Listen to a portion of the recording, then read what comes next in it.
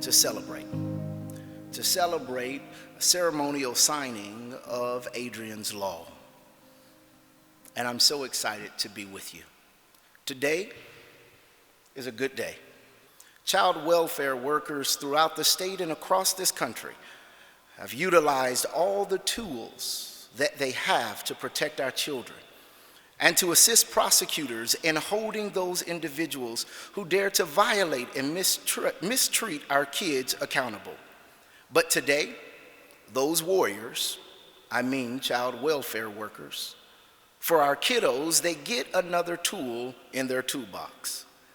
They will be able to confirm a child's safety by gaining physical and direct access to the child. This piece of legislation cannot change the aggressor, but it can add a tool to make sure that either DCF or law enforcement, when contacted, physically see the child or children that the investigation involves. HB 2158 also included allowing Wyandotte County's Child Death Review Board to have access to confidential records specific to our county, so we can have the information to address the root causes of children's murders. This bill also established a joint committee on child welfare system oversight. And Adrian's law was my baby. Adrian is a member of my family and a member of a lot of families around the state of Kansas. Today we find time to honor memory of little Adrian Jones, whose tragic life and death told the story of an innocent life taken by the atrocities of truly evil parents. The little boy who demonstrated the will to survive and demonstrate love to those who abused him till the time of tragic death. The good Lord took him home. He suffers no more in this life. His story of courage and the will to endure was the catalyst to introduce and ultimately pass the bill out of the House and into the Senate through the hard work of my colleagues in both chambers, signed into law by Governor Laura Kelly. I am humbled and honored and proud of the outpouring of support I received as I introduced a bill for little Adrian and for the past victims of a similar situation.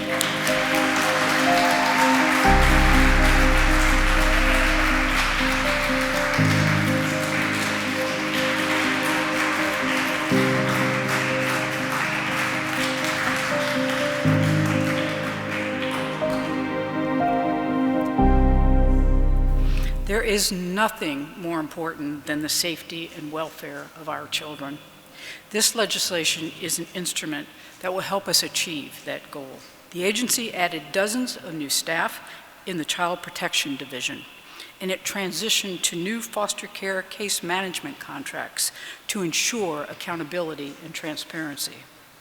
We eliminated barriers so that more families can access child care assistance. We also became one of the first states to leverage federal funding through the landmark Family First Prevention Services Act.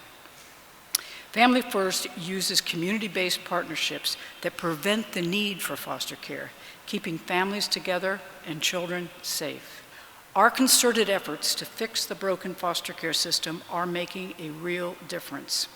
Since 2019, we've seen an overall reduction in demand for foster care from nearly 7,600 to approximately 6,800 children this past June. Still too many, but a huge improvement. And though we have made meaningful differences, our work will never be done. We must continue seeking new, innovative ways to improve outcomes and guarantee all Kansas children can thrive.